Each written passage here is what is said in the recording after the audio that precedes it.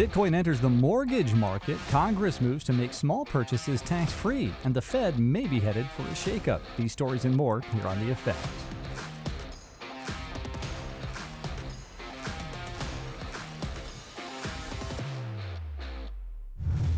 Hi, I'm Nate Martin, and this is the Bitcoin Effect. The Federal Housing Finance Agency has directed Fannie Mae and Freddie Mac to begin drafting a proposal that would allow certain crypto assets like Bitcoin to be treated as eligible assets during the mortgage approval process. If adopted, this would mean that borrowers could potentially include Bitcoin holdings when applying for a home loan, without first needing to convert them to dollars. The guidance came from FHFA Director Bill Pulte, who has also voiced concerns about the broader state of the housing market, particularly the impact of high interest rates on affordability and a slowing market. Separately, President Trump spoke favorably about Bitcoin at a press conference earlier this week, suggesting the U.S. should take a more active role in digital asset leadership. While he didn't reference the FHFA proposal directly, the timing aligns with the administration's broader policy signals. Now, this is still an early-stage proposal. Fannie and Freddie will need to assess how to value assets like Bitcoin and account for volatility before anything changes at the consumer level. But the move reflects a shift in how federal agencies are beginning to approach Bitcoin, not just as an investment, but as part of a broader financial picture. The U.S. Senate has passed a new tax exemption for small Bitcoin transactions as part of the One Big Beautiful Bill.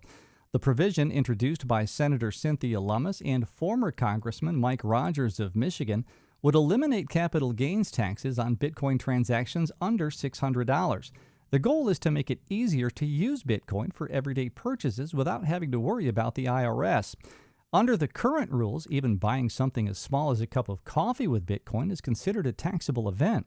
This amendment would change that by creating what's called a de minimis threshold, a legal exemption for small transactions that fall below a certain level.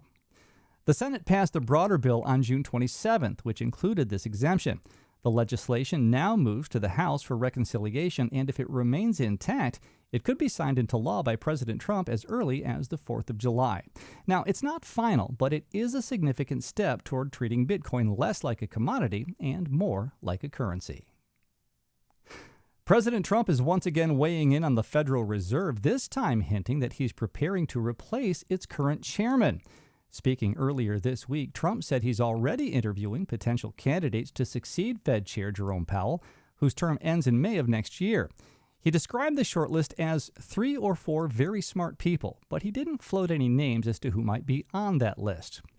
Under U.S. law, the president has the authority to nominate a Federal Reserve chair every 4 years, who must be confirmed by the Senate before assuming the post.